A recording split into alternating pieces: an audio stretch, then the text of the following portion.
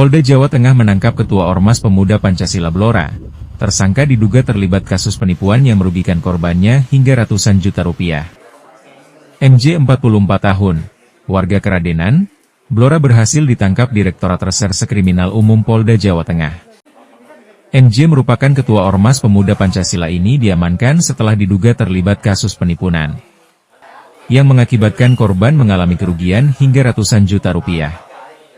Selain MJ, petugas juga mengamankan WH, wanita berusia 45 tahun asal Todanan Blora, diduga turut membantu tersangka untuk meyakinkan korban.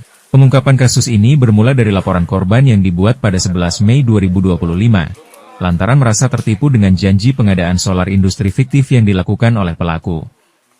Adapun modus yang dilakukan tersangka yakni meyakinkan korban untuk menjalin kerja sama bisnis pengadaan solar dengan mengaku sebagai humas dari sebuah perusahaan dan menjanjikan pengiriman solar industri. Kedua tersangka juga meminta korban untuk menyetor uang sebagai deposit pengiriman solar industri. Dari hasil penyelidikan polisi diketahui gudang perusahaan tersebut sudah tidak lagi beroperasi sejak Juli 2022. Akibatnya korban mengalami kerugian 333 juta rupiah. Dari kasus tersebut, penyidik menyita sejumlah barang bukti berupa surat perjanjian kerjasama, laporan transaksi keuangan dan dokumen lainnya.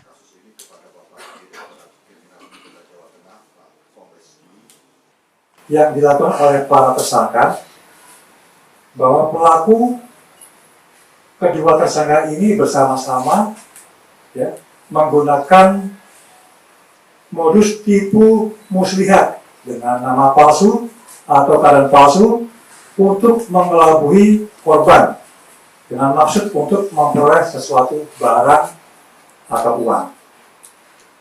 Jadi di bulan Agustus 2022, korban atas nama W, seorang ASN, dia bekerja sama dengan pelaku M dan W untuk mencari dan menyediakan solar.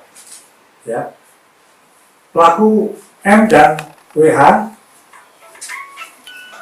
berjanji dan menyiapkan akan menyediakan solar industri yang diminta oleh saudara W. Kemudian pelaku menyatakan bahwa mereka merupakan pegawai dari salah satu perusahaan, PTT. Kemudian juga perlu kami sampaikan bahwa tersangka ini M dan W, salah seorang oknum dari Ormas. M ini adalah salah seorang oknum Ormas PP.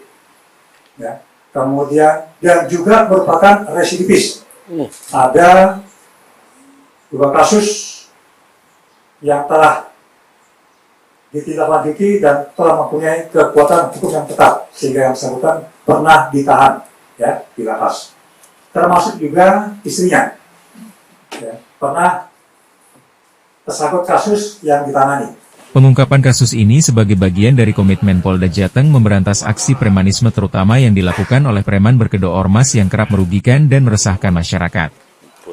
Atas perbuatannya keduanya terancam dengan jeratan pasal 378 KUHP dengan ancaman hukuman 4 tahun penjara.